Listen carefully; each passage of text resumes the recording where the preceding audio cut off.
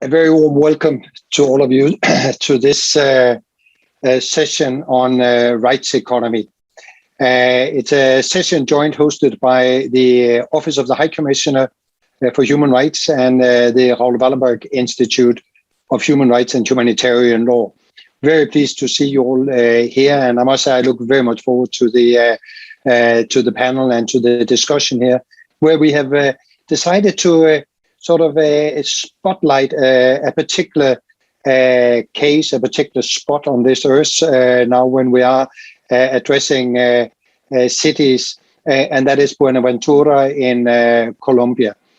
So before I continue, I think I will pass the word to you, Todd, and to introduce a little bit further the discussion, and then I will come back. So, but anyhow, welcome to all of you. Thank you very much, Morten. And thank you very much, Morten. And I want to thank the World Human Rights Cities Forum for this opportunity to present what is perhaps one of the most interesting protests that have happened globally in recent years. The city of Buenaventura is a city of about 500,000 people, and I was working in Colombia as the representative of the Office of the High Commissioner for Human Rights at the time of the mass protests. And I say mass protests because some estimates had that 70% of the 500,000 people actually turned out in the streets for days of protests relative to the conditions of living in Buenaventura, where significant economic, social, and cultural rights issues were at hand in terms of problems with access to just drinkable water, sanitation, access to education, access to health, in terms of there was no functioning hospital at that moment. I think why it was important to organize this particular session was that in many ways, the protest in Buenaventura motivated OHCHR into creating what today we call the SURGE initiative. And I'll explain. Is that Buenaventura, when we were presented with the issues in the protest, and there began a negotiation between the social movement behind the protest with the local government, the departmental government or provincial government, and the national government, it became clear that understanding budgets, budget distribution, understanding how different loan agreements were affecting investments or lack of investments in that particular city was critical. And I remember one evening at 11, 12 o'clock at night calling colleagues in Bogota at our headquarters in Colombia, saying, we need to find some economists or public finance people that understand this, because we're having some difficulty translating the actual specific legal obligations relative to the right to health, the right to education, to the budgetary allocations that should be happening in order to see a measurable increase in that particular level of respect for that particular right. And so it highlighted in many ways that we needed to find more, let's say, a technical approach to how we could support, let's say, resolving a protest, a conflict between, residents of a particular community, right, of a city, and their governments, by not only bringing in the legal framework, but also bringing in the technical support to understand how the budgetary allocation was needed and where that money might come from to change the reality for the people. And so, in fact, when I later moved to the headquarters in Geneva and started working with colleagues here, we began to think about how we can take the new High Commissioner's priorities of looking at economic rights, sustainable development, and how that relates to preventing conflicts. And part of that was, how do we bring in technical people? And so part of what this panel is about is to say, well, what kind of technical support do we need to actually help realize the rights that are included in the Covenant on Economic, Social, and Cultural Rights.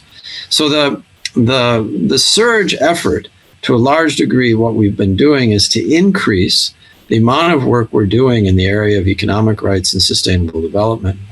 And to do that, we have a group of economists, and more recently we've entered into a partnership with the Raoul Wallenberg Institute to further expand, let's say, the technical capacity so that we can support cities, departments or provinces and national governments to make the types of investments they need to make to fulfill their obligations. So I'll stop there. I wanted to make a fairly quick intro to how we got to where we are and the importance of this particular panel and the history of the protest in Buenaventura and where it's led. And before I give over the floor, I do want to thank the people of Buenaventura that actually took their rights seriously, went out to the streets, and the government at the national, departmental, and local level for responding in a rights-based approach to the challenge. Thanks. Over back to you or back to Jyoti? I don't know who. I think I will say a few words as well. Thanks a lot, Todd, for framing it and sort of positioning where the project came from, what the idea is, and again, it'd be exciting to hear sort of the issues that triggered this particular project. And of course, one particular issue, not particularly related to this project, but in general, that sort of illustrate why it's so important to dig much deeper into the issues is the corruption. I mean, corruption sort of stands out as one of the obvious reasons for why we need to have a broader approach to some of the work on economic, social rights and human rights in general. Today, it is widely recognized that there is a clear relationship between corruption and the enjoyment of human rights, and that corruption probably is the biggest impediment for realizing human rights globally, and not only economic, social rights, but definitely also civil and political rights. But not only that, it of course also a dramatic impediment for realizing the SDGs, the UN Sustainable Development Goals, in all its various aspects. So therefore, also in SDG 16, states have committed themselves to, and I quote, substantially reduce corruption and bribery in all its forms. Cannot be said clearer. So there is this global recognition of the importance of addressing corruption, also from a human rights perspective. And again, in his drive for Build Back Better or Build Forward Fairer after the COVID-19 crisis, the UN Secretary General in August last year underscored that inequality is associated with economic instability, corruption, financial crisis, increased crime, and poor physical and mental health. I think that's very straightforward, cannot be said clearer how all these various elements are deeply integrated and why we need to dig deeper into the various parts of it. So that is also why the Secretary General called for a new social contract at the national level, a social contract where, of course, cities play a crucial role in realizing and developing the new social contract. The fight against corruption is a key component of this reconstruction, or you could turn it the other way around. If corruption is not seriously addressed, societies will not be able to build forward fairer, because corruption, as I said, erodes the rule of law, distorts justice systems, affects delivery of public services, interferes with political processes, etc., etc. So it's not only an impediment for realizing human rights, but it's also eroding democratic institutions. It's interesting to see how the more countries are becoming authoritarian or illiberal, as we have seen from among other places in European countries, and therefore you can sort of detect these correlations. You see that the level of corruption moves up along the same line as the level of authoritarianism, illiberalism. So there are definitely connections to be made here. And of course, from a developmental perspective, $500 billion disappears, paid in bribes worldwide every year. And here I have to make a small caveat because it is difficult to assess, and it may be something that in the search program we should try to look further into and try to get some better estimates than what we have today. But I don't think it's totally off saying $500 billion US, and that could definitely help a lot in realizing the SDGs. As we have seen in recent days, I would almost say weeks, with the leaks, the Pandora paper leak, this is not only an issue for the global south. I mean, that's so easy sort of in a way to push it, as has been a major part of the international agenda. It is a global issue. It's not a particular, there's not a north-south divide on this. There may be a bit of having different approaches to corruption, and as well as different roles playing in that overall corrupt game that we have seen playing out from the Pandora Papers and other leaks that we have seen. So we need that global dialogue to address it. So with that, I just want to once again say that the one element in this is the role of the cities, and how the cities can contribute to creating those accountability mechanisms, creating that transparency that are basically the best steps to take in combating corruption and also tax evasion and other elements. We just had a few hours ago a very interesting panel where we specifically discussed corruption. And one of the elements that came out here was that there's a very clear gender aspects. The more women are involved in the political arena, in the arenas where corruption takes place, there was an assessment. I don't know how evidence-based it is, but at least the overall assessment of the panel was that their corruption would be lesser. And I would also add to that if we bring in the youth in much closer in the democratic processes at the local level, again, that contribute to create a different climate, the new approaches, and maybe also innovation in terms of finding ways forward to combating corruption and create more equal societies. So with that, I want to pass it over to you, Jody. Thank you very much, Morten, and thank you very much indeed, Todd. Colleagues and friends, my name is Jyoti Sangera, and I'll be your moderator for this session. I am a senior advisor and consultant with the Raoul Wallenberg Institute and with OHCHR on this SURGE initiative, which we will be discussing very soon in this session, and has been alluded to. So in these very dark and challenging times that we've been facing over the past 2 years, particularly as a result of the pandemic and the economic fallout, we have really a very good story to bring to you, a positive, uplifting story of Buenaventura. And I'm truly privileged to be part of this discussion and to have with us colleagues who were significant in that struggle, including from civil society, the mayor of Buenaventura, and our colleagues from OHCHR. As Todd mentioned, the city of Buenaventura went through a civic strike which was carried out for 20 days in May-June 2017. And a majority of the participants, the 500,000 participants, took to the streets. And this is truly uplifting and very inspiring.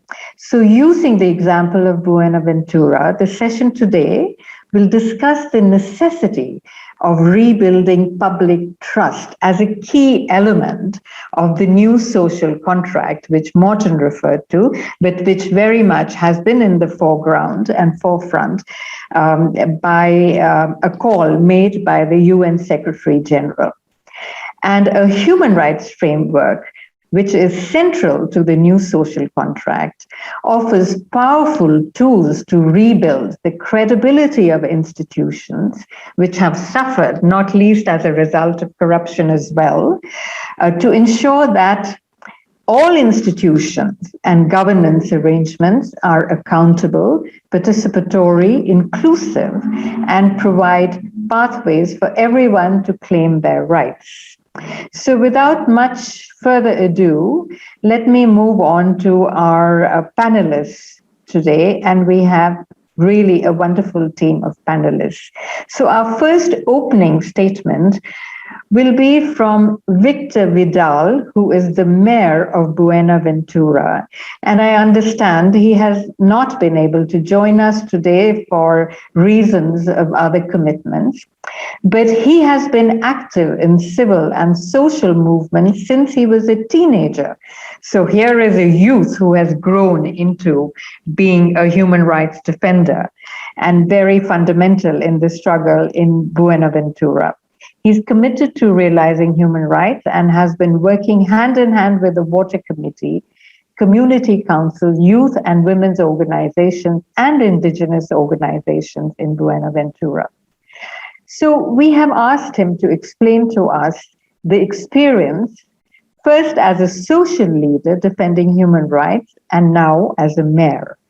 And we've raised the question, what does a new social contract mean in the context of Buenaventura, and how can the public confidence be restored after the strike in 2017? So over to, I believe we have a video from him. So colleagues, can we have the video by the mayor?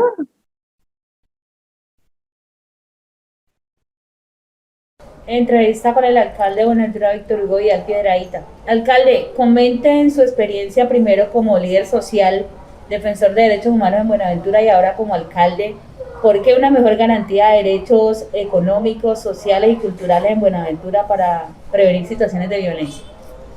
Bueno, saludo cordial a todos los que están atentos a este evento. No, la respuesta creo que resulta relativamente sencilla. O sea, los problemas que tenemos en nuestras sociedades están soportadas en la falta de reconocimiento y realización de los derechos de todos, los derechos individuales, los derechos colectivos. Cuando los derechos desaparecen, no son evidenciados, no son puestos en práctica, pues las crisis aparecen en las sociedades. Si no hay derecho a la educación, pues es muy difícil orientar una sociedad.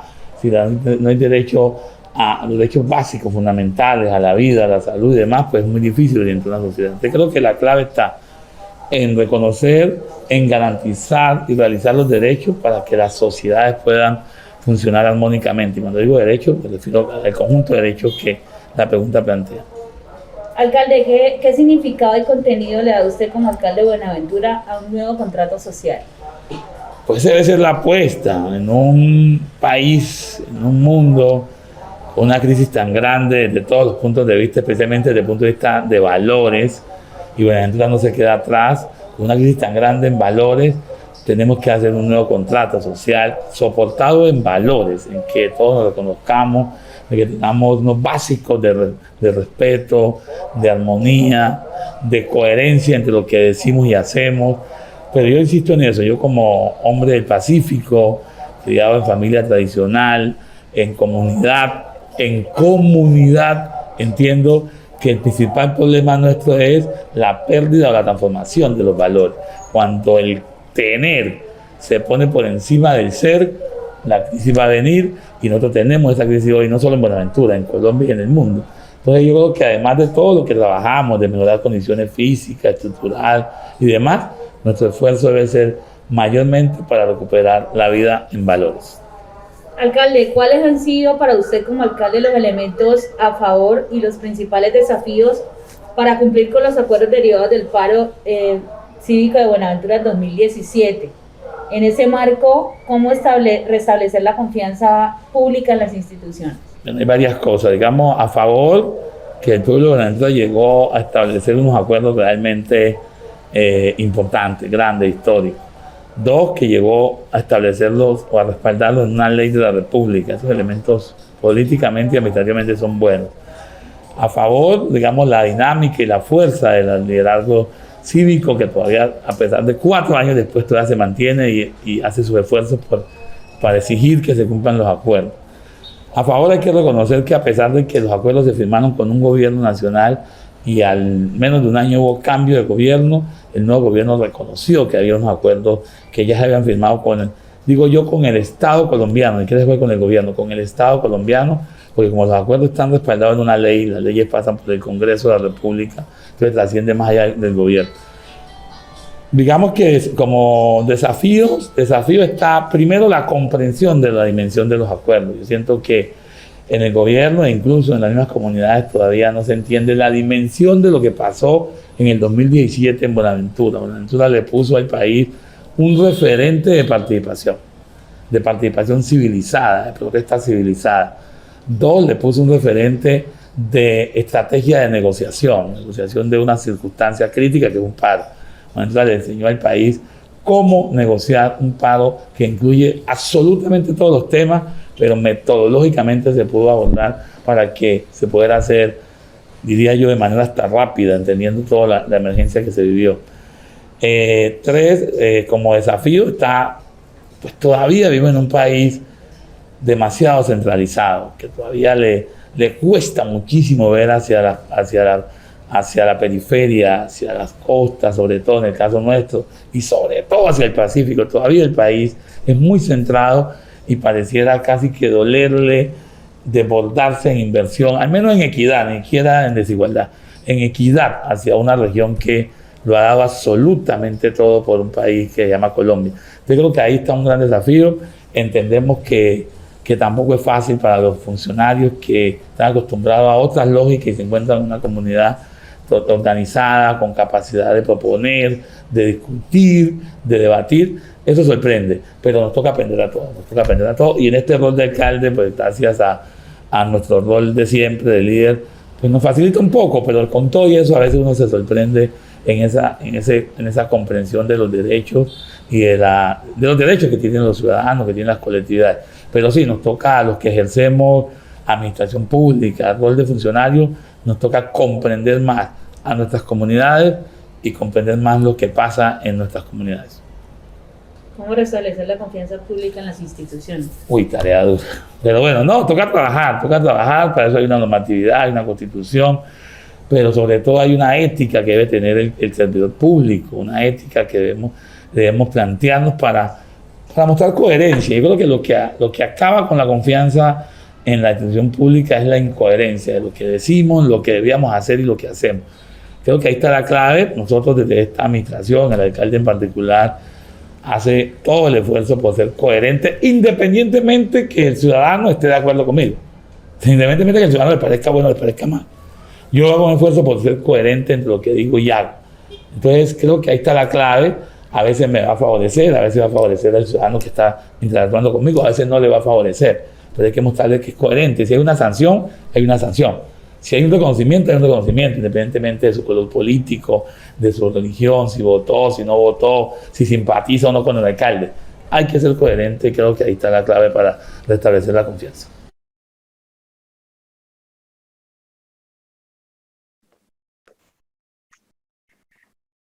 Okay, I think that seems to be over because the video has gone off.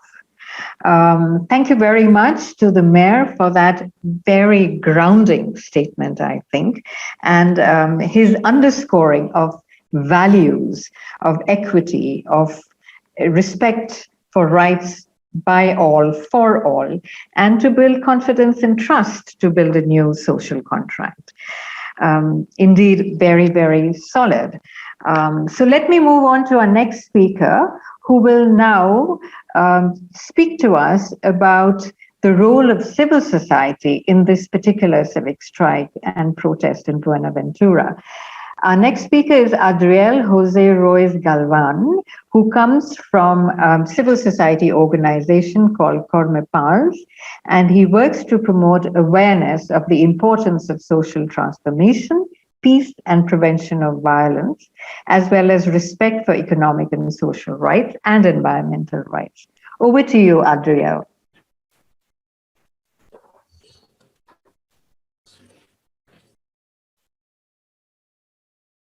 Un saludo cordial para todos y todas.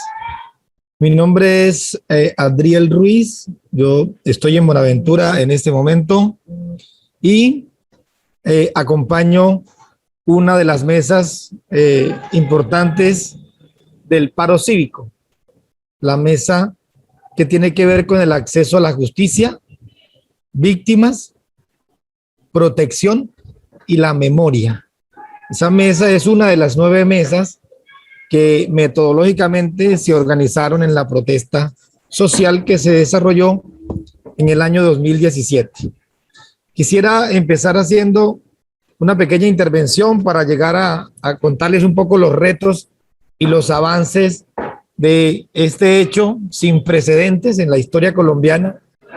Es decir, que estamos frente a un acontecimiento único en el Pacífico y a nivel nacional, en que toda una ciudadanía organizada se moviliza y exige de manera pacífica que se cumpla, pues que el Estado cumpla con su rol como garante y protector de los derechos humanos.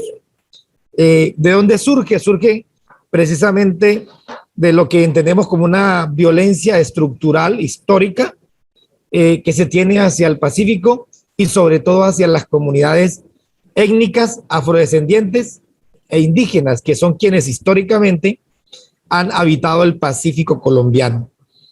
Yo estoy en el centro del Pacífico, es decir, en la ciudad más importante del Pacífico, que es Buenaventura, pero también del país, porque en este lugar está el puerto marítimo más importante, que le genera al país más del 50% de la economía de importaciones y exportaciones.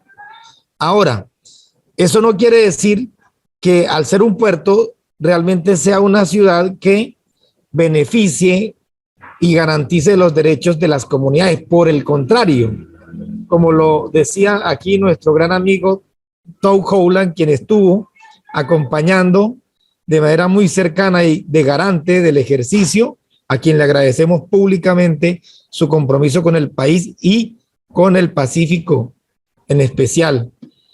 Surge a raíz el ejercicio, la movilización, desata unas discusiones sobre problemas estructurales, como por ejemplo el tema de la contradicción de tener un puerto y vivir en la pobreza absoluta. Buenaventura tiene el 60%, 62% de desempleo y tiene un nivel de informalidad, es decir, personas que trabajan pero no tienen garantías formales laborales de un 90.3%. Es una contradicción. Segundo, la pobreza asciende al 91% en zona rural y el 64% en zona urbana. El 50% de la población, estamos hablando de unos 400,000 habitantes aproximadamente, ha sufrido la violencia de manera directa, es decir, es reportado oficialmente como una víctima. Y también es considerado el territorio como víctima.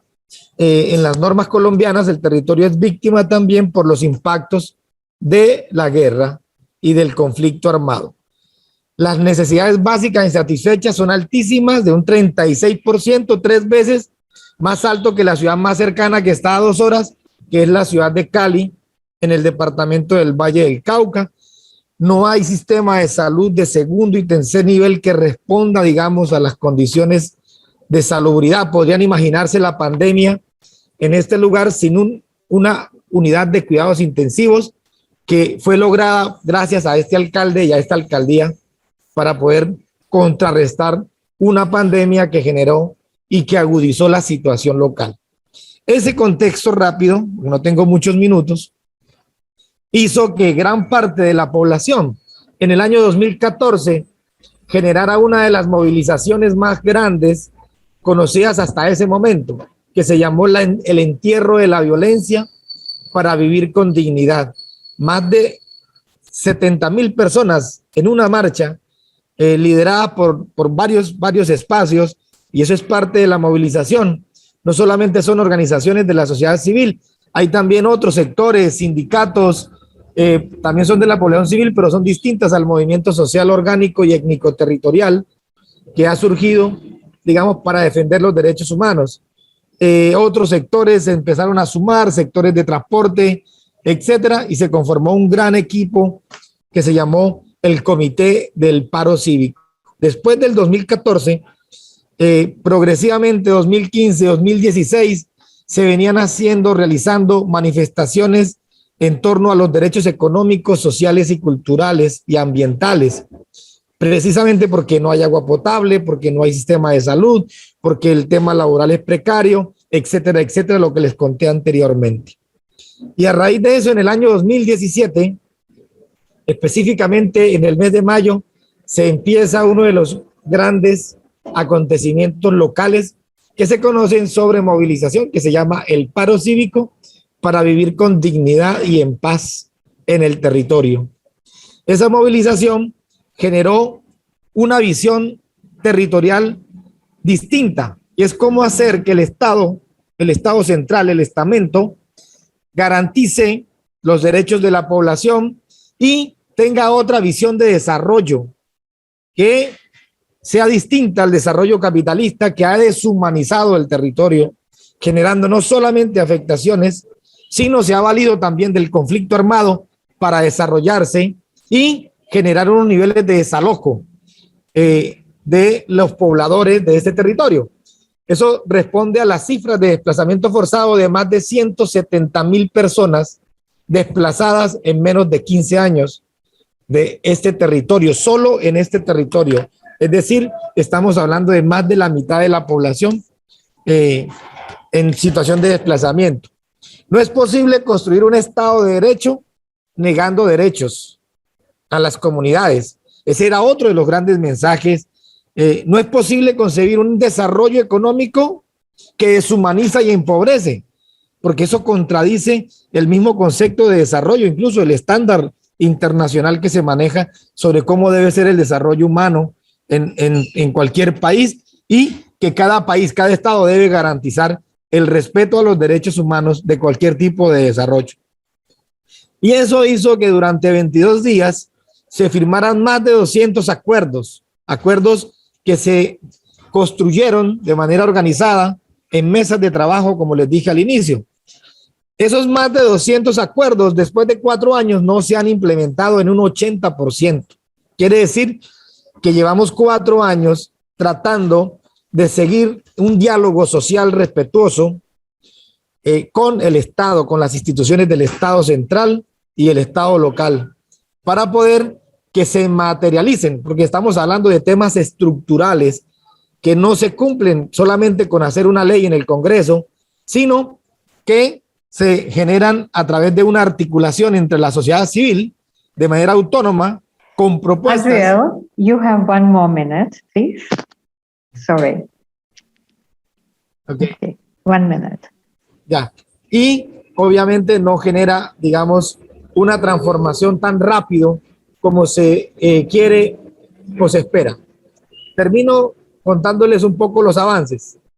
Ha habido 2 avances grandes. Uno, se ha creado una conciencia colectiva de ciudadanía que se preocupa por su desarrollo propio y que quiere materializar los derechos exigiendo al Estado y haciendo un ejercicio de control de los recursos. Segundo, se ha logrado entrar en un proceso de cogobernanza para poder definir las políticas que deben implementarse de manera diferenciada en este territorio y no impuestas por el Estado central, como lo decía el alcalde anteriormente. Y por último, un gran reto es que este gran movimiento sea un signo de un diálogo social grande, abierto, que incluye varias propuestas y permite de manera pacífica materializar lo que entendemos acá como la paz territorial, a pesar de que el acuerdo de paz ha sido pocamente implementado hacia esta parte de Colombia, del Pacífico, y no ha generado impactos suficientes para comprender las transformaciones de lo que ha generado la guerra y la violencia y el olvido estatal en esta región de Colombia. Muchas gracias. Thank you very much, Adriel, and I'm so sorry to cut you short. I mean, we would all love to hear this story for hours and hours, and hopefully during the Q&A, the question answer session, there will be time for you to expand further. Let me now move to our next speaker, who is Eliana Martinez from the Office of the High Commissioner for Human Rights in Colombia.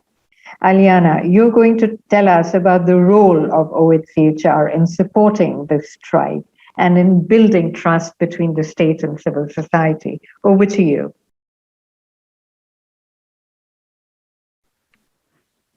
Buenos días desde Colombia.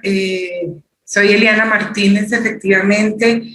Quiero saludar a con quienes he compartido el panel, a Adriel, a Todd, a Morten, a Jot. Quiero empezar reconociendo que el paro cívico fue una respuesta de la sociedad civil y en particular de las organizaciones frente a esa deuda histórica a las cuales ya se han referido en materia de derechos económicos, sociales y culturales especialmente, tanto en el Pacífico colombiano como en el distrito de Buenaventura.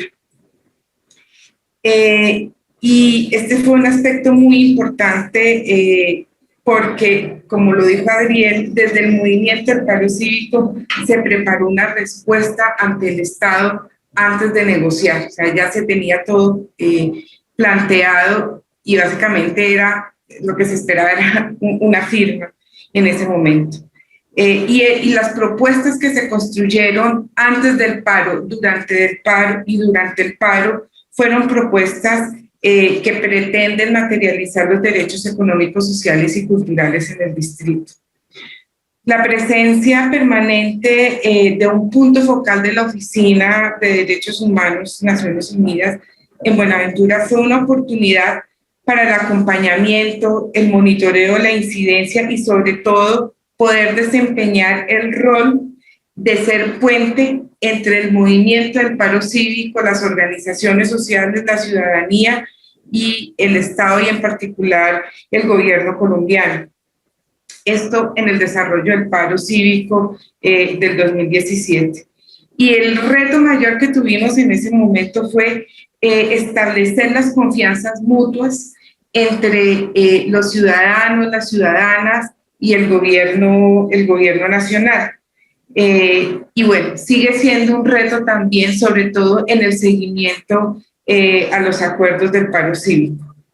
Quiero resaltar también que el paro ha significado una propuesta de pacto social que se basa en las relaciones democráticas entre los ciudadanos y el Estado y una nueva visión de desarrollo que reconoce y respeta la diversidad territorial, ambiental, étnica y cultural que tiene el distrito y por qué no también pensarlo hacia el Pacífico colombiano, ampliando mucho más allá esa mirada que se tiene de Buenaventura como el puerto más importante de Colombia.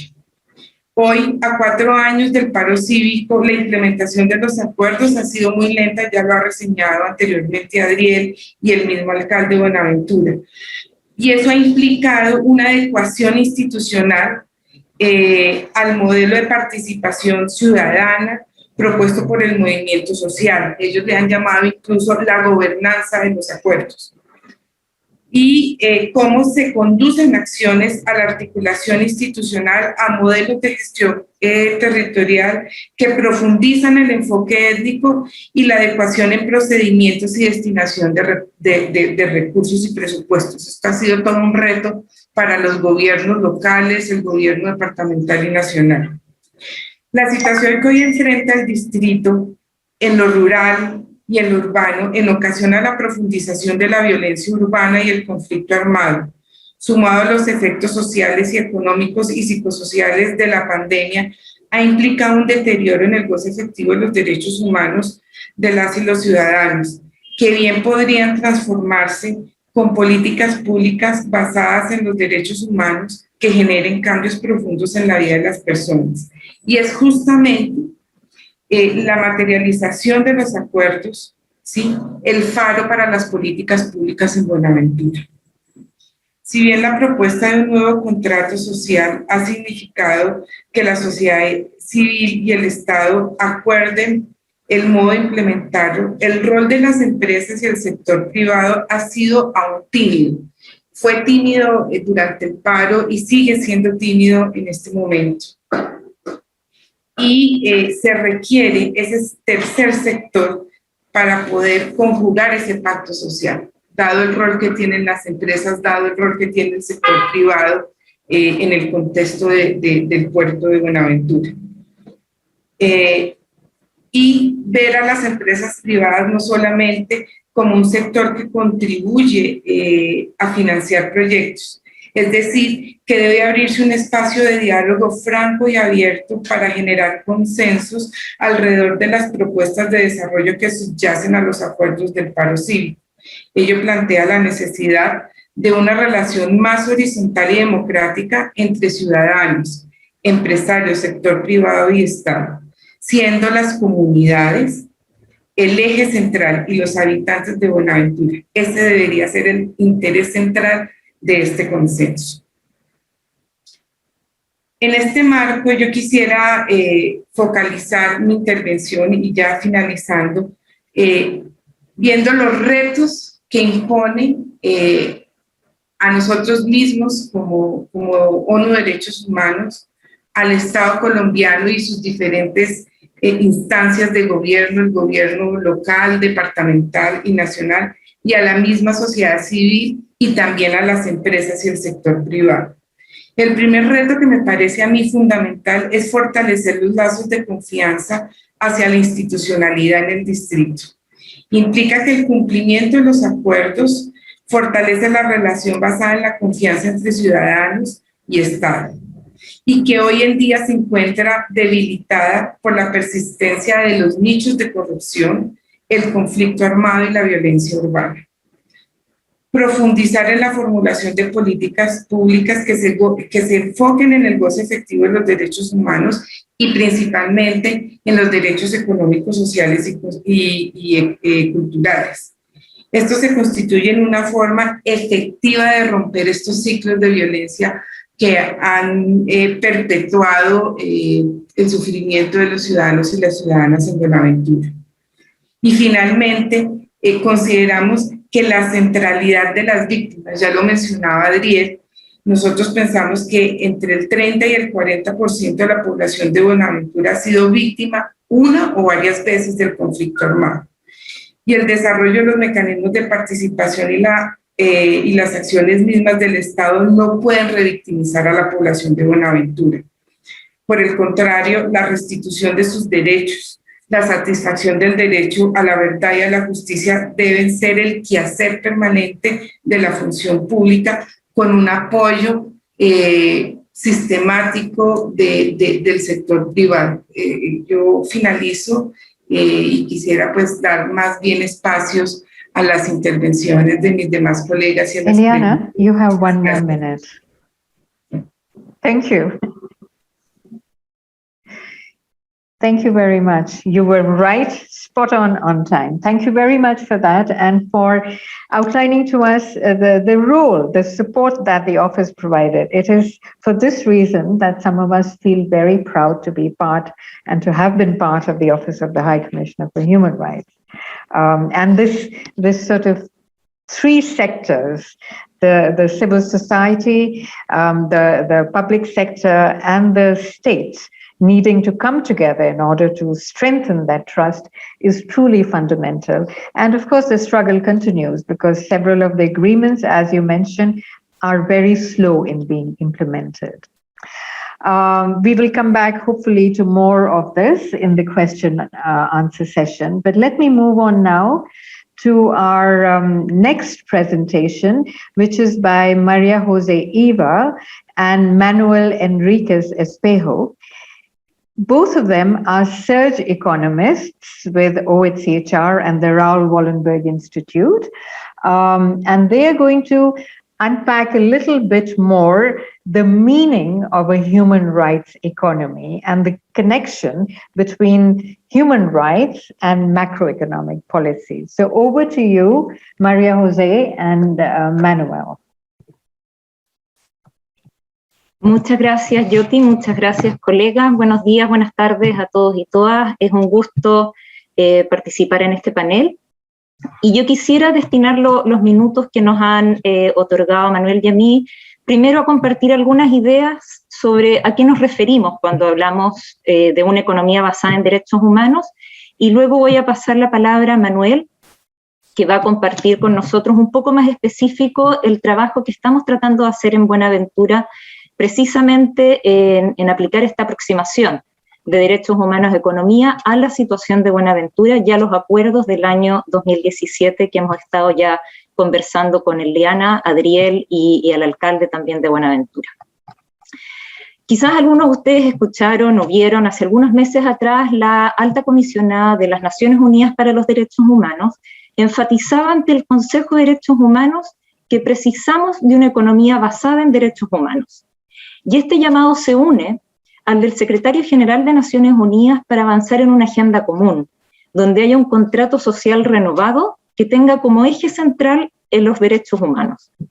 Ya de este contrato social también nos han hecho mención Adriel y Eliana en cuanto a la necesidad de avanzar en este contrato en Buenaventura. Pero ¿qué es una economía basada en derechos humanos?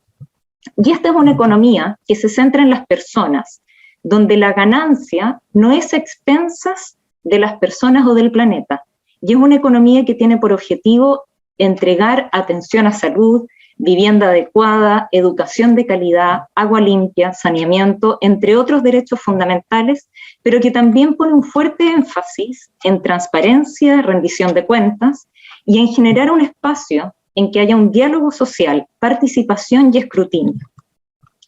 En otras palabras, o quizás de manera más simple o más coloquial, una economía basada en derechos humanos nos hace o nos requiere preguntarnos sobre las políticas económicas y fiscales preguntas como: ¿se está invirtiendo en los distintos sectores sociales como educación, vivienda, salud, lo suficiente y lo necesario para satisfacer los derechos de las personas? ¿Se está atendiendo las necesidades de los grupos más vulnerables? A través de estas políticas económicas y fiscales y a través de la carga tributaria, ¿se está luchando contra la desigualdad? ¿De qué manera el sistema tributario afecta a distintos grupos? ¿Y se están utilizando los recursos que genera el Estado de manera eficiente y transparente y se informa a la ciudadanía cómo se están utilizando estos recursos, cómo se levantan estos recursos? ¿Y ya hay un espacio de participación y rendición de cuentas? Todas estas preguntas surgen cuando uno utiliza una aproximación de derechos humanos a un análisis económico, a un análisis de las políticas que se están implementando. Y esta aproximación exige también ir más allá de los agregados, de los valores agregados, y entrar a analizar qué pasa con grupos especiales, específicos, con las personas, cómo impactan estas políticas en las personas. Y es por eso lo crítico, y aquí ya lo mencionaba un poco Adriel y Eliana, la importancia de mirar el presupuesto y la importancia de la transparencia fiscal y la información desagregada para poder analizar precisamente cómo se avanza en los cumplimientos. En términos más conceptuales, podemos decir que un marco de derechos humanos, y en particular cuando miramos derechos económicos, sociales y culturales, este marco nos entrega un set de obligaciones que deben guiar el actuar del Estado en cuanto, por ejemplo, al contenido y prioridades que determinan en sus políticas. Y en este sentido, se esperaría o debieran avanzar los Estados a asegurar al menos ciertos mínimos esenciales en la satisfacción de los derechos económicos y sociales sin discriminación, como por ejemplo acceso a agua potable, saneamiento, educación primaria gratuita. Pero además, por otro lado, el Estado tiene el deber de asegurar y utilizar el máximo de los recursos de los que dispone para satisfacer y garantizar de manera progresiva el disfrute de los derechos. Y aquí entonces estamos hablando de recursos y nos referimos tanto a cómo se asignan y ejecutan estos recursos, pero también a cómo se movilizan los recursos. Y en cuanto a la movilización, en particular nos referimos, por ejemplo, a los sistemas tributarios que tiendan a ser más progresivos o a la cooperación internacional. Y también el marco de derechos humanos nos entrega una serie de principios y obligaciones en cuanto a cómo debiera realizarse el monitoreo del cumplimiento de derechos. Y aquí, por ejemplo, La participación y la rendición de cuentas son esenciales. Y ya nos hablaba Eliana y Adriel de los distintos mecanismos de participación que se están generando en el contexto de Buenaventura.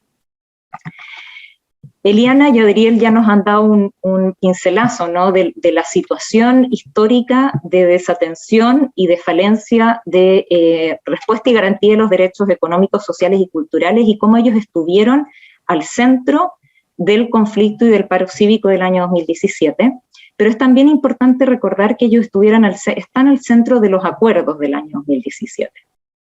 Y aquí, solo para destacar algunos de los datos también, o complementar algunos de los datos que nos comentaba Adriel, reiterar un poco la situación dramática en que vive gran parte de la población de Buenaventura. El 41% de las personas viven en situación de pobreza multidimensional, y esto es más del doble de la pobreza multidimensional que se vive a nivel país. Asimismo, aproximadamente el cuarto de la población de Buenaventura no tiene acceso a agua potable, que son necesidades básicas para una vida digna. Por supuesto, las necesidades en Buenaventura se han visto exacerbadas y amplificadas en el contexto de pandemia. Y por otro lado, como también ya nos adelantaba Adriel, si bien tenemos esta situación de extrema olvido o de extrema falta de satisfacción de los derechos, nos encontramos en un escenario de un puerto que moviliza gran parte de la mercancía y la economía colombiana. Aproximadamente el 30% de las importaciones del país pasan por este puerto, y el puerto de Buenaventura contribuye en términos de ingresos fiscales con una tercera parte de los ingresos por aduana. Entonces, ciertamente, la pregunta de por qué esta discrepancia entre la realidad en la que viven las personas y la riqueza que genera el puerto levanta preguntas sobre por qué no hay suficientes recursos o por qué no se utilizan los recursos de manera adecuada para responder a las necesidades esenciales de las personas que viven en Buenaventura. Y aquí entonces lo novedoso, que también Adriel ya lo anticipaba, es que los acuerdos de Buenaventura no solo dicen relación con una serie de medidas en términos de compromisos hacia derechos económicos y sociales, y también civiles y políticos, sino que además los acuerdos incluyen una serie de compromisos financieros para ser implementados. Y es aquí entonces, y aquí con esto termino mi intervención, que creo que es importante el trabajo que vamos a comenzar a hacer en Buenaventura, porque vamos a estar analizando, y Manuel nos va a contar un poco más de lo que hemos podido hacer hasta ahora, pero vamos a analizar de qué manera se han puesto en práctica o se están poniendo en práctica la implementación de los acuerdos, qué tipo de falencias todavía se identifican, porque precisamente es en esta puesta en práctica o en la no puesta en práctica de estos acuerdos donde se arriesga la mayor merma a la cohesión social y a la construcción de la confianza, de las cuales Eliana y Adriel ya nos estaban conversando, y por lo tanto donde se pone en juego, ¿no?, la construcción de un contrato social. Entonces, dejo con esto mi intervención. Quisiera pasar la palabra a Manuel. Manuel, tú nos puedes comentar un poco más cómo vamos avanzando hasta ahora, y más en particular, qué es lo que esperamos hacer en cuanto al monitoreo de los recursos que se están utilizando para Buenaventura. Muchas gracias. Bueno, gracias María José, y saludar a todos muy afectuosamente. Manuel, you have 4 minutes. Yeah. Perfecto, gracias. Saludar a todos los que están compartiendo este diálogo y agradecer la invitación. Bueno, en razón de los minutos que me quedan, solamente comentar que hemos iniciado este trabajo en Buenaventura para tratar de hacer un análisis económico presupuestario de las políticas fiscales y económicas que el gobierno ha comprometido en la mesa del paro cívico de 2017, y cómo estas se han ido implementando, digamos, en el tiempo, y cuáles son las brechas que logramos identificar en el marco de la iniciativa Search en Colombia. Solamente para aprovechar el tiempo, contarles lo que hemos detectado hasta este momento, que ha sido de una manera inicial, es que primero la información presupuestaria que se ha encontrado en la fuente de datos públicos disponibles dice relación con recursos que están asignados a Buenaventura en el contexto de los compromisos del paro cívico, pero que a la fecha es bastante escasa la que está publicada. Por ejemplo, la Ley de Presupuesto General de la Nación no tiene incluidas líneas específicas que aborden los recursos que se transfieren al Fondo Buenaventura, que es el fondo que se creó por la 1872, la Ley 1872, con un marco de operación y de administración específico. Entonces uno debería esperar tratar de seguir monitoreando y seguir hablando con los actores relevantes para levantar esta información, pero uno extraña la existencia, siendo una política pública tan importante, de algún programa presupuestario o alguna asignación presupuestaria que identifique al menos las transferencias del gobierno central en el marco de los compromisos con Buenaventura.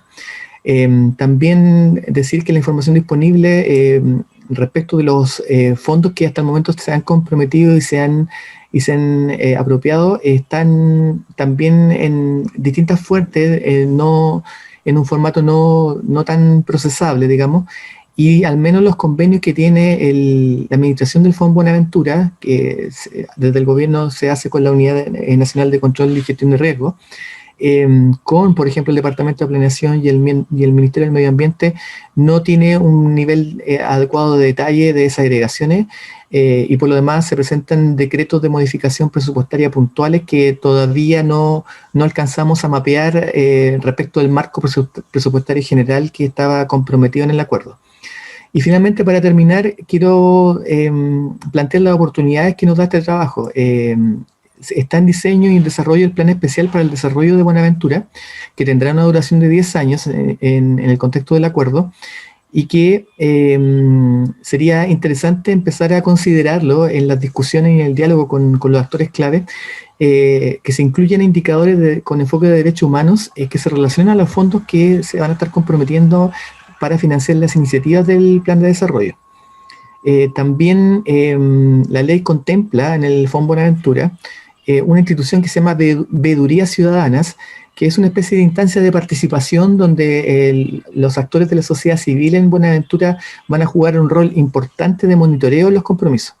Y en ese sentido, nosotros queremos rescatar algunas experiencias en otros países específicas, así como también experiencias que el propio gobierno colombiano está implementando, donde recientemente, por ejemplo, ha lanzado la Gran Alianza para el Desarrollo de las Regiones del Sistema de Regalías con Transparencia, cuya iniciativa se constituye hoy día como un hito en materia de transparencia y rendición de cuentas mediante el uso de tecnologías de información, como por ejemplo el mapa inversiones y la aplicación Auditores Ciudadanos, que básicamente tienen la finalidad de abrir en detalle la información de los recursos destinados a través del sistema de regalías que tiene Colombia, y además propiciar instancias de participación activa y de fiscalización social de los distintos ciudadanos y grupos organizados de la sociedad civil, para aportar con información y hacer un monitoreo constante apoyando, digamos, a los organismos fiscalizadores que existen en el territorio.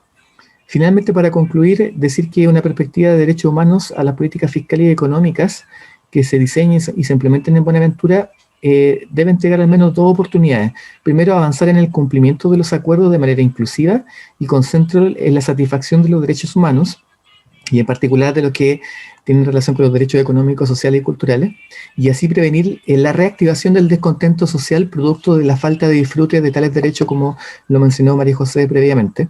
Y en segundo término, otorgar una oportunidad para construir confianzas y un contrato social alineados con la participación, también con el cumplimiento de derechos, por cierto, y así como con la transparencia y la rendición de cuentas fiscales mediante iniciativas concretas que tomen como referencia tanto las buenas prácticas internacionales como la que ya está impulsando el gobierno nacional, que podrían replicarse y traducirse en medidas concretas en el distrito de Buenaventura. Muchas gracias. Thank you very much, Manuel, and thank you indeed very much, colleagues, for telling us this wonderful story. Of course, the struggle is never over. It continues, but it's inspiring. And of course, your struggle and that of the Surge Initiative now to ensure that there are human rights indicators, there is budget overseeing, transparency, citizens audit, and all of the other critical aspects, including participation, to continue with owning their own development in this area. And of course, the challenges continue. So colleagues, we have about 25 minutes for Q&A. I am hoping and wondering if the Mayor, Honorable Mayor Victor Vidal, has been able to join us amongst the participants. And if yes, I'm sure Morten certainly does, but a few others may have questions for him. But if he's not been able to join us, of course, there are several other of our colleagues here, panelists, who will be happy to answer questions. So the floor is open. At the end of the Q&A session, I will go back to Morten and Todd to give 3 minutes each of some concluding remarks. Jyoti, the Mayor is here. Session. So Q&A. Todd, do you have a question? No, I was just going to say the Mayor is with us right now. I'm not sure. Sí, aquí estoy. Muy bien. Okay. So, Jyoti, you want to give the Mayor the floor for a second because he's with us? Or do you want me to give a question in terms of my question for the Mayor would be, to what degree has the let's say the complications of budgets relative to translating to specific improvements in human rights, how is that challenge? How is he dealing with that particular challenge within his government in the city? How is he translating budgets into improvements in human rights?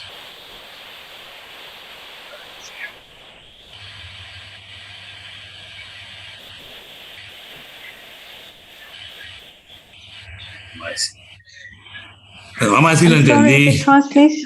Algo de interrupción ahí en el audio. Bueno, saludos porque. Is the Mayor here? Yes. Saludos porque intervine a través del video. Hello. I'm just asking if the Mayor is here amongst the participants, and also the translation or the sound for what Todd was saying didn't come through. So, yes, Jyoti, I think that the Mayor is here. So, sí, estamos aquí. Le vamos a dar la palabra a ver si puede quizás responder a la consulta de Todd sobre cómo traducir la inversión de recursos en derechos humanos, los presupuestos en derechos humanos. Bueno, digamos que esa es la razón de ser de lo público, ¿no? La razón de ser de lo público es fundamentalmente garantizar los derechos humanos a la ciudadanía, a las comunidades. Y se supone que cada peso que se invierte desde lo público pues debe ser en función de la realización y la garantía de los derechos de los ciudadanos, de las comunidades, de toda la población. Pero obviamente estamos hablando de un país que no funciona como debiera, un mundo que no funciona como debiera, pero particularmente un país como Colombia, y un distrito como Buenaventura, que como ya lo hemos dicho en diferentes maneras, pues no funciona y no ha venido funcionando como debiera, y que tiene todas las dificultades del mundo en términos de derechos humanos y que padece todo lo que aquí ya se ha dicho, pues no es fácil conjugarlo. Pero el propósito nuestro es ese, ¿no? Nuestro es que cada peso, cada recurso que se tenga, y no solamente los recursos en términos de dinero, todos los recursos de lo público sean invertidos en función de la realización y la garantía de los derechos de los ciudadanos. Pues es un desafío que tenemos nosotros en particular, porque como los antecedentes no dicen eso, son contrarios, pues estamos nosotros aquí, como decimos popularmente, luchando contra la corriente para encauzar el quehacer público en función de los derechos. no en función de nada, otra cosa, ¿no? De los derechos y de los derechos en su integralidad. Entonces, lo que estamos haciendo nosotros es todos los esfuerzos para que la salud, por ejemplo, como derecho pueda mejorar, que la educación pueda mejorar en su cobertura y en su calidad, que la gente tenga la posibilidad de producir, de tener un empleo. Sí, esa es como la clave, pero obviamente entendemos varias cosas. Uno, la escasez de recursos en el caso de Buenaventura. Son mínimos los recursos frente a las necesidades que tenemos, las necesidades históricas. Dos, tenemos una tradición de corrupción que tampoco podemos borrar nosotros de un día a otro por más que queramos, y hemos pagado y estamos pagando el precio. De hecho, hemos tenido, por ejemplo, vías de hecho para protestar frente a una decisión que se toma en función de hacer las cosas correctamente, hacer las cosas en derecho. Hemos tenido vías de hechos en la ciudad para protestar por eso, porque no se concibe que se pueden hacer las cosas en función del derecho. Y pues además tenemos esa discusión. Buenaventura es pues el centro, digamos, de la producción y el ingreso para Colombia, pero pues ya todos sabemos que así no es tratado, no es tratado con equidad. Por eso aquí ya se dijo, lo del paro cívico es una respuesta de la comunidad al maltrato, a la inequidad del centro de Colombia hacia Buenaventura. Pero bueno, eso es parte de los desafíos, pero nosotros lo que tenemos que hacer, y lo estamos haciendo, es pues luchar contra todo eso, tomar las decisiones que hay que tomar y empezar a hacer que los pocos recursos que se tienen se vean reflejados en los derechos de los ciudadanos y en lo que más tenemos para mostrar nosotros en el periodo que llevamos en materia de salud, porque la misma pandemia nos obligó a todos a atender con mayor celeridad el tema de la salud, y hemos hecho cosas con pocos recursos que seguramente en otro tiempo habían costado muchísimo dinero. Hemos hecho nosotros, hemos avanzado en nuestro hospital, en nuestro sistema de salud. Entonces, un poco eso lo que sabemos que tenemos que hacer, estamos haciendo, aunque somos conscientes que tenemos resistencia para hacerlo en el alto gobierno, en la clase política, en los ciudadanos mismos. A veces encontramos resistencia porque está la costumbre de hacer las cosas por la vía más rápida, por la vía que aparentemente le conviene más a algún actor, pero no lo que le conviene al conjunto, e insisto en eso. Hemos tenido hasta protestas en el edificio de donde queda la alcaldía, en las calles, porque el alcalde tomó la decisión de hacer las cosas por el rumbo que la debe hacer, no por el que se acostumbraba a hacer. Entonces digamos que ahí tenemos un desafío, pero estamos caminando en él.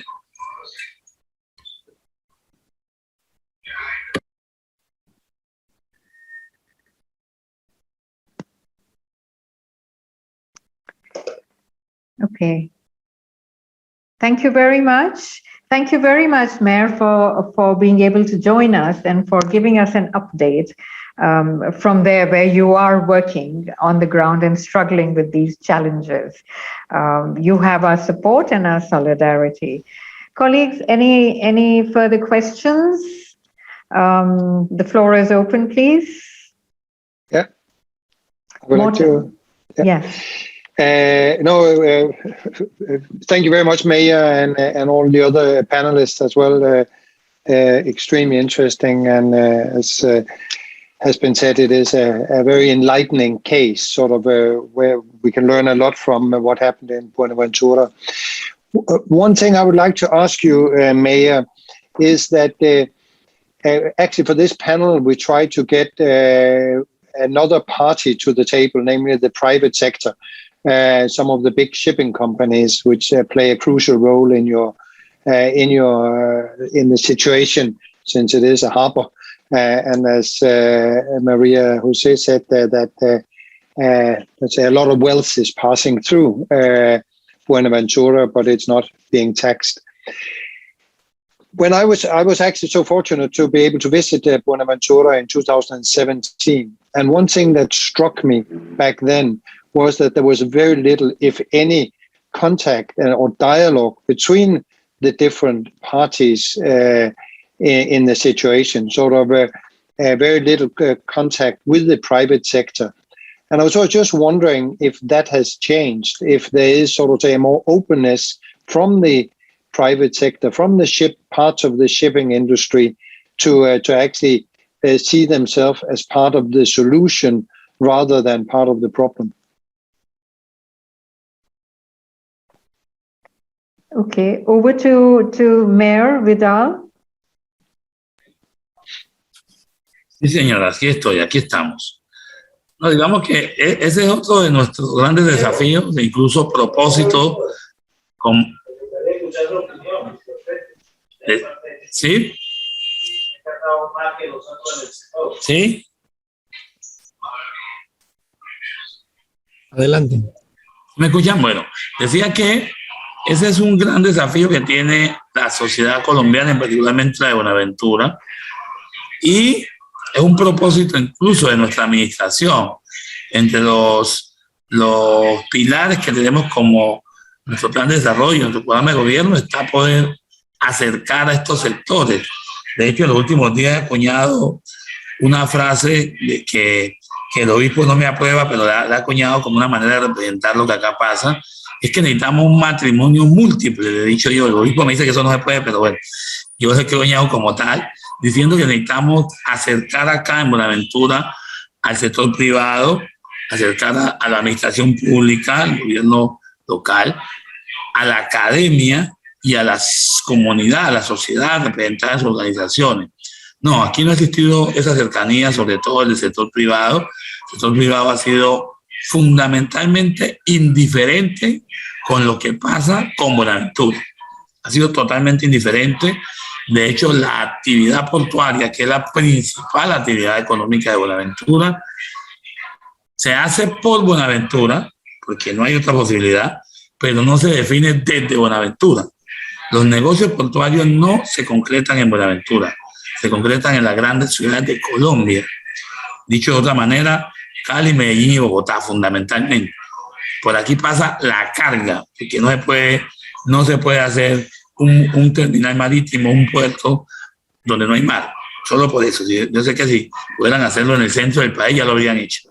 Entonces, una cosa que sí hay que reconocerle a las últimas movilizaciones, lo del 2014 que Ariel planteaba, lo del 2017, que ha sido lo más fuerte que se ha hecho en esta ciudad, ha llamado la atención, ha presionado, digamos, al sector privado a decir qué vamos a hacer. Y hay que decirlo también, el paro nacional de este año también ha llevado al menos a que se planteen inquietudes de qué hacer. No estoy diciendo que haya un cambio de actitud ya, pero al menos ya hay una mínima posibilidad de conversar. Y lo debo decir, yo tengo un doble rol acá, porque el principal, Buenaventura tiene 4 terminales marítimos. El principal es que el del Estado que administra la sociedad portuaria. En ese terminal, la alcaldía de Buenaventura tiene acciones. O sea, el alcalde tiene asiento en esa junta directiva. Y eso, digamos, de cierto modo, ha ayudado, no a que se resuelva el problema no se ha resuelto.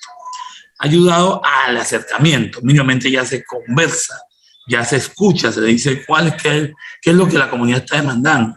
Y ya la comunidad le ha podido expresar de cierto modo al sector empresarial lo que piensa, el sector empresarial también lo ha podido hacer, y ahí poco a poco se va dando. Ya con la Universidad del Pacífico, que digamos es como la academia acá, la Universidad del Pacífico, la Universidad del Valle, y los sectores comunitarios, hablando en términos de un matrimonio, como mínimamente ya nos saludamos, ¿no? Entonces hay esperanza que alguna vez eso pase a una amistad, un noviazgo y tal, y por allá lejos un matrimonio. Pero entonces ya mínimamente nos saludamos, antes no nos saludábamos, y si uno no se saluda, pues queda muy complicado pensar que va a casar con la otra persona, ¿no? Entonces ya mínimamente hay espacios donde hay saludos, donde se habla, donde la comunidad sobre todo ha podido expresarse, casi que desahogarse de su sentimiento histórico, y creemos que eso lo podemos capitalizar, eso podemos encontrarle rumbo. Este escenario, por ejemplo, y más que el escenario, los actores que hay en este escenario, podemos jugar un papel muy importante para acelerar ese proceso de pasar del saludo a la amistad y a la amistad al noviazgo. Yo creo que lo podemos ayudar, podemos facilitar, podemos conversar con las partes, hacerle a las partes que definitivamente o somos todos o no es nadie. O sea, no es posible, no es sostenible la competitividad de Buenaventura si no hay una buena salud. No va a ser posible. No va a ser posible pensar en el desarrollo económico y social de Buenaventura si no tiene actividades productivas, como la actividad portuaria tampoco. No se trata de cerrar los puertos, se trata de que Buenaventura tiene como su principal actividad la actividad portuaria, pues ya es hora que alrededor de esa actividad y alrededor de las actividades productivas pensemos todo el desarrollo y el bienestar de los bonaerenses. Eso es un desafío, pero ese es el camino. Todos los pueblos del mundo, a partir de sus virtudes, de sus potencialidades, pues han desarrollado el resto. Nosotros hemos vivido la actividad portuaria a un lado y el resto del quehacer comunitario, social, a otro lado. Y eso hay que acabarlo, hay que caminar hacia el matrimonio múltiple que insisto en él, porque ese es el camino. O sea, no hay otra salida. O sea, no podemos darnos el lujo de decir, tenemos la actividad productiva más grande de Colombia, tenemos la actividad portuaria, seguimos manejando el 60% de la carga nacional e internacional, pero eso no se ve reflejado en calidad. Y en estos días, les cuento como anécdota para cerrar, estos días yo tenía una discusión con alguien, un funcionario del Ministerio de Comercio. Existe algo que se llama sanidad portuaria. No es más que el control que se debe hacer en materia de salud a la tripulación de los barcos que llegan. Antes de cualquier otra actividad, debe ser sanidad portuaria, certificando el estado de salud de la tripulación.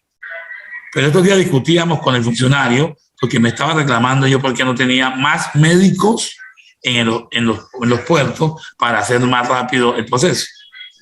Le digo, entre más médicos yo ponga en esa actividad, más médicos le tengo que quitar a la atención de la población. De como esa demora que genera la falta de médicos afecta la competitividad de la actividad portuaria, entonces aprovechamos para hacerle ver al funcionario de que la competitividad de Buenaventura, del industria portuario, depende de la calidad en salud, por ejemplo, que tenga Buenaventura. Así de sencillo. Si no tenemos la capacidad para atender en salud a los ciudadanos, pues no vamos a tener para atender la demanda portuaria. Y si no atendemos rápido, entonces la actividad portuaria se va a retrasar. Y en el mundo portuario, los minutos sí son oro, cuestan demasiado. Entonces, ahí es la referencia que queremos plantear. La competitividad de Buenaventura depende de la integralidad de la calidad de vida de los bonaerenses. No hay otra forma. Y ese es el discurso que estamos planteándole especialmente a los empresarios para que entiendan, y al gobierno nacional, que entienda que no se debe preocupar solo porque la carga entra, salga. La carga se le va a paralizar algún día, y no porque la gente se movilice necesariamente, sino porque no están las condiciones para atender las demandas de una actividad tan exigente como la portuaria. Creo que con eso, de cierto modo, resumo el planteamiento. Okay. Mayor, you are our star performer here today, so we have one more question for you from a colleague. Do you have the opportunity to negotiate economic terms of the agreement with the shipping companies that are coming through? Do you have that ability and that opportunity? Thank you.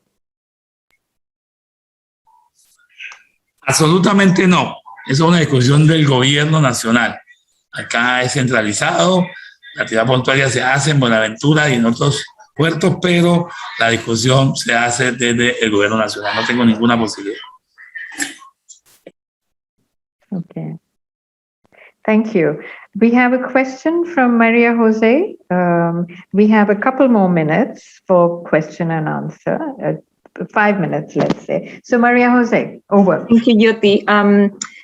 Quería tomar la oportunidad, aprovechando también que tenemos a Adriel en el panel, y quería un poco volver a lo que planteaba Manuel, con los desafíos en términos de poder hacer este monitoreo de la implementación de los acuerdos desde una perspectiva del presupuesto, ¿no? Desde una perspectiva financiera.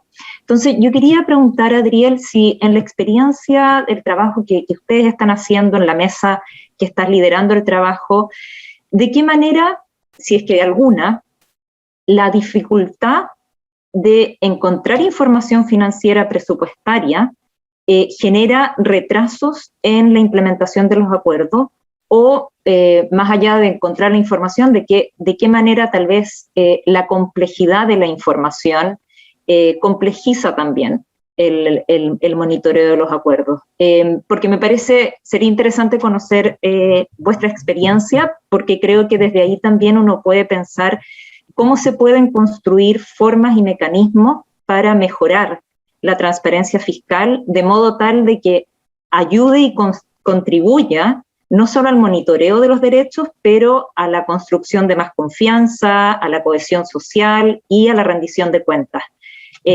Si tienes algo que nos pudieras compartir, lo agradezco. Muchas gracias. Adriel, Sí. you have 2 minutes. Ok, muchas gracias por la pregunta. Yo pienso que son varios factores. También para que lo conozcan, el movimiento en su totalidad en este momento está construyendo un plan integral de largo plazo, es decir, se llama el PIDEBET, que va a permitir soñarnos, o está permitiendo soñarnos de manera colectiva el futuro de este territorio de Buenaventura. Y en el marco de eso, digamos, se está pensando varias estrategias.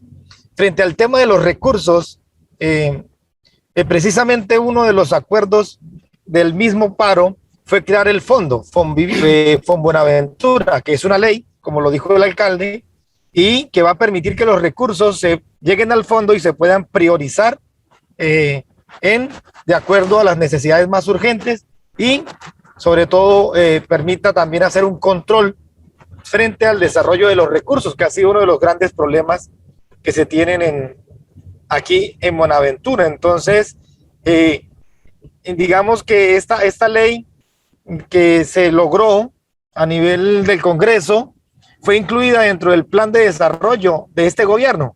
Y yo pienso que hay varios factores para analizar. Uno, el tema de los recursos muchas veces está cruzado por problemas históricos que tienen que ver con el racismo y la exclusión frente al desarrollo que puedan generar las comunidades negras e indígenas en el país. Eso no es un secreto. Digamos que mucha política pública ha sido incluso para despojar de los territorios a las comunidades y no permitirles un desarrollo digno, por ejemplo, como tener agua, tener un empleo digno, con un buen salario, tener un hospital, digamos, para que cualquier modelo de desarrollo que se haga en cualquier parte del mundo, estemos o no estemos de acuerdo, necesita mínimamente que funcione el agua, la salud, lo básico, ¿cierto? Entonces, yo pienso que gran problema para el desarrollo de los acuerdos y el tema de la priorización de recursos ha sido un tema de fondo, que es la manera como este Estado colombiano sigue con una visión extractivista del territorio, donde solamente quiere extraer los recursos o usarlos, en este caso Buenaventura, como un puerto, y no permite un desarrollo propio de la ciudad, etcétera, y eso obviamente imposibilita que el acuerdo se materialice. Es más fácil construir un muelle que vale billones de dólares que hacer una escuela que puede costar 100 millones de pesos, por ejemplo. Es más fácil hacer un muelle que construir una escuela. Entonces uno la mayoría, digamos, de la movilización social ha generado, digamos, ese diálogo, creo yo, como lo ha dicho el alcalde, para poder avanzar. O sea, nadie va a quitar el puerto de acá, digamos que, y ellos tampoco se van a ir, no porque no tienen para dónde irse, porque este es un lugar estratégico. Entonces, ¿cómo hacer que esta ciudad realmente tenga un desarrollo humano que permita la convivencia y la paz territorial?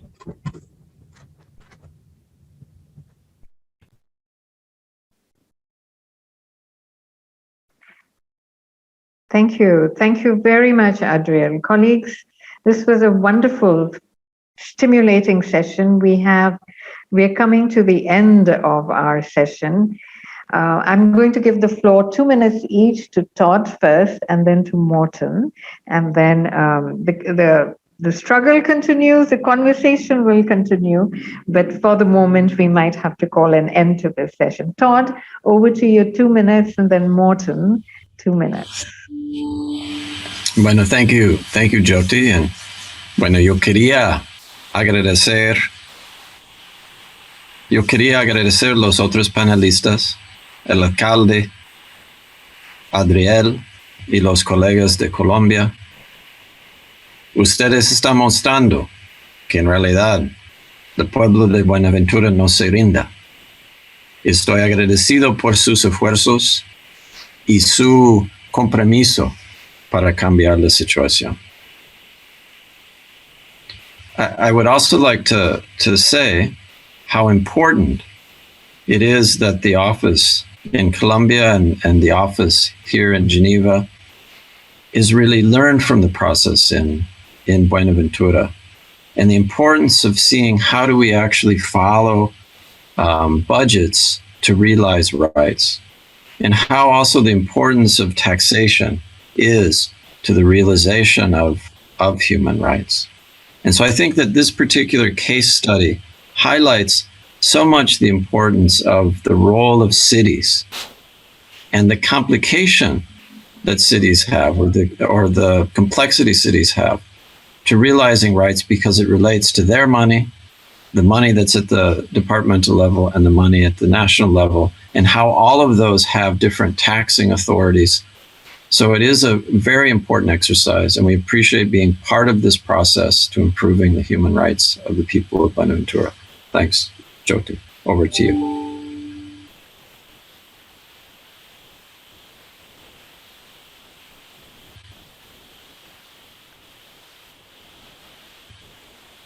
Sorry, colleagues, I have not been able to follow that because I couldn't hear you, Todd, but I heard the first bit where you were thanking our colleagues and thanking them for not giving up.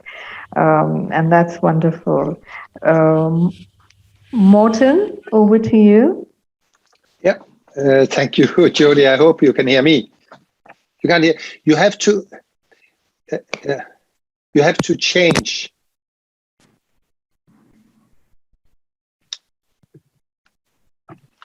Jyoti, at the bottom in the interpretation, you have to click off in interpretation, so you can just basically go back to English.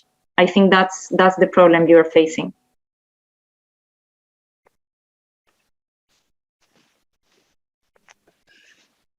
Okay.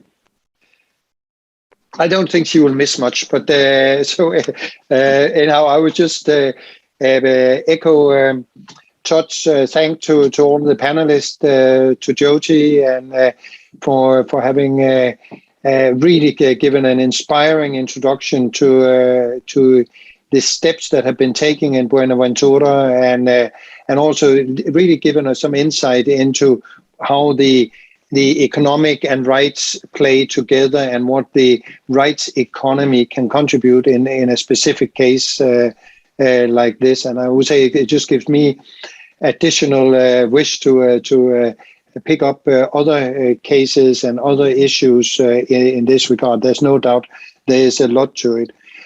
I would just highlight two elements that in particular struck me in the panel here. The first, and they're sort of interrelated, because I firmly believe in dialogue. Without dialogue, we will not move. Without conversation, we will not move. So therefore, I was, of course, very pleased when the mayor said now they at least say hello to each other with the private sector and the political administration, and I guess also civil society. At least that is a beginning. It's better than no communication at all. And I must say, I think I was a bit struck that we couldn't get some of the companies to the table, to the panel here. Don't forget, a lot of these big companies that we are talking about, they have human rights officers. They have human rights painted all over their glossy brochures. So there needs to be, let's say, a platform, or there is a platform where we should be able to meet. And either they remove their glossy human rights language, or they actually, in a case like this and many other cases, take the next step and do not only use it as nice facades and at fancy meetings in Geneva and New York and elsewhere, but actually do it in Buenaventura and other places where human rights have to be realized. So that's the one element. And then the other element of the dialogue is also what the mayor said, when he said that we need to understand our community better, because I also think here there is a key issue in relation to what human rights cities are all about, namely getting that very strong dialogue with the community in all its various, in all its diversity, different groups, sectors, etc. Not be scared of reaching out and have that active listening to what the citizens, the actors in the community are concerned about and how they see a future. So having that dialogue, reaching out, creating that better understanding, as the mayor so elegantly phrased it, I think are really important takeaways from this panel, together with a lot of the other elements that was said. So once again, thanks a lot. And as Jody said, this is only the beginning, and we will continue the dialogue in many other ways. Thank you very much. Have a nice weekend. Thank you very much, Morten. Thank you, Todd. Thank you to all the panelists, all of you in Buenaventura who have started saying hello. We look forward to an invite for the marriage, hopefully in our lifetime. And I really want to thank the interpreters. It's not been easy, of course, it never is, but you've done a wonderful job. And we continue with this conversation, and we wish you the very best for converting Buenaventura into a true human rights city. Have a very good evening. Thank you very much for joining us. Goodbye. Thank you. Bye, Goodbye. thank you. Bye-bye. Bye. Muchas gracias. Bye. Muchas gracias a todos, doctor. Hasta luego, Y a muchas todos. gracias. Saludos.